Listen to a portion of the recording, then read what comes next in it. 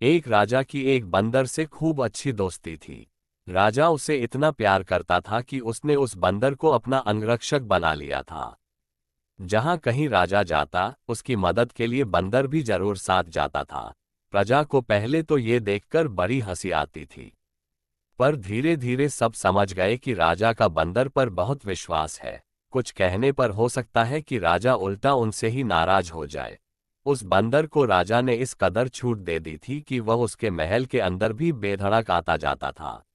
वो राजा का इस कदर आज्ञाकारी था कि उसके मुंह से बात सुनते ही दौड़ पड़ता था। सारे दिन दौड़ दौड़कर राजा की सेवा करता था। इस कारण राजा का उसके प्रति प्रेम और अधिक बढ़ता जाता था। एक बार की बात, राजा दोपहर के समय अपने महल में सो रहा था।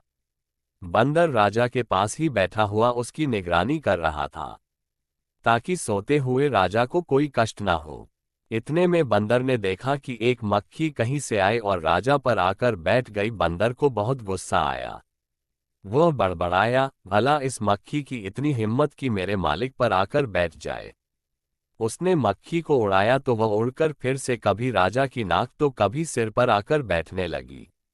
बंदर ने एक बार फिर मक्खी को उड़ाना चाहा, पर मक्खी भी बड़ी ढीठ थी। वो उड़कर फिर से राजा पर आकर बैठ गई। देखकर बंदर को बड़ा भीषण क्रोध आया। उसने सोचा, यह मक्खी बड़ी दुष्ट और मक्कार है। यह ऐसे ही नहीं मानेगी।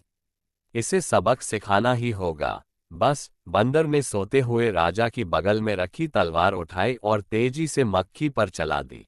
इस पर मक्खी तो उड़ गई, लेकिन उस तलवार से राजा की गर्दन कटकर अलग हो गई। उसी समय राजा की मौत हो गई। कहानी से सीख। इस कहानी से यह सीख मिलती है कि किसी मूर्ख को ऐसा काम न सौंपे जो बाद में आपके लिए ही खतरा उत्पन्न कर दे।